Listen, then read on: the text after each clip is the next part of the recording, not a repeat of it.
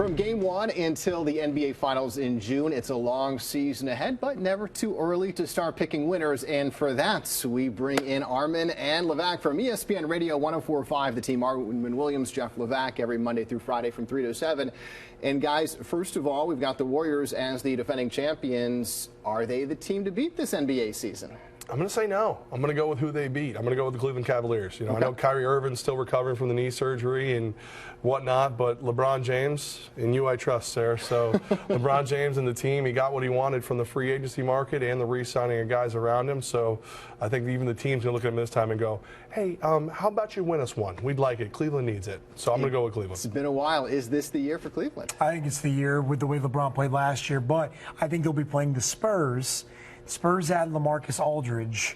It hates me. I hate to say that because I'm from Dallas. I'm a Mavericks guy. Right. So I kind of a little throw up in my mouth right now. But I think the Spurs are going to be so much better with Aldridge and Popovich and the same old guys they have every year, and they do the same thing. They win. It drives me nuts. I hate it. I can't allow that. If you cut Jimmer Fredette, I cut you out of my sporting life. Yeah, it's over. It's done for them. So that means the Bulls are done for you too. That means the Kings. Pelicans bye. Pelicans are out. Yeah, all gone. Bye now. By the way, you really sounded exasperated talking about the Spurs, but I think that's more your voice than anything. Were you cheering for the Cowboys that passionately over the weekend? I was a little sick before we went to the game, but we were at the Meadowlands for about 15 hours. So you got Levack in because last time we talked on Tuesday, Jeff was staying behind. I got Levack in. Thank you for giving me the credit, Kelly. I appreciate that. It was all me. I think it was our friend from Compass Media, Rob. But hey, however I got in, I'm not going to argue anymore. Good job, buddy. Thank you, honey. I appreciate that. Well, then let's pivot to the NFL. Not so much Cowboys, but let's talk about the Giants because it looks like the JPP deal is done. We're just within the past few minutes finding this out. Yeah, one-year deal.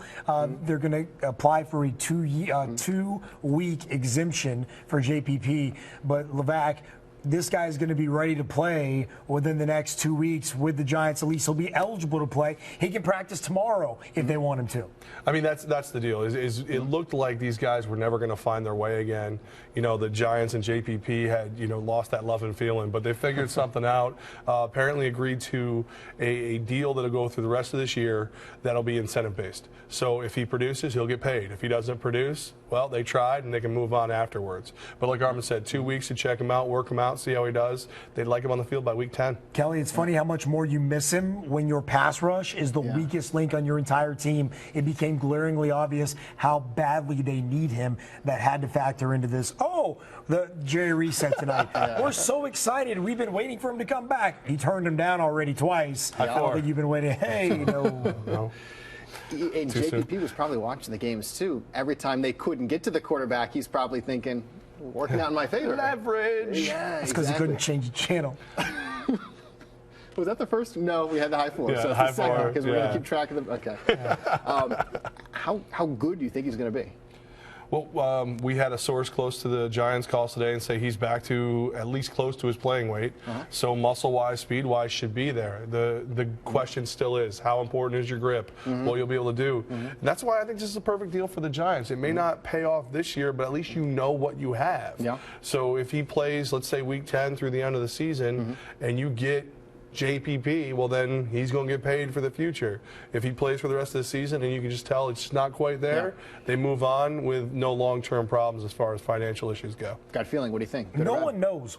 But if he's, let's say he's 80% of old JPP, of 2014 JPP, holy smokes, this is a team that could win the NFC East, and I'm going to stop arguing with you guys about how crappy the Giants are. I will put that away. If JPP comes back for 2 games and gets a couple sacks and shows us he's that same dominant force, he is the missing link that the Giants need right now. Well, I mean, the bottom line is he didn't really do a lot of sacks until the end of last season. So if he can do that this year and go out there and perform big, and, even if he doesn't get the sacks, pressure the quarterback, don't give him time to throw, could be a big difference maker in the Giants defense. All right, guys, thanks for coming in. Now, coming up after the commercial break, a teenage golfer who's already started her own not-for-profit organization. Doesn't make you feel bad at all about what we've done with our lives so far. That's awesome. She plays on the Siena golf team, and we have her story next on The Edge.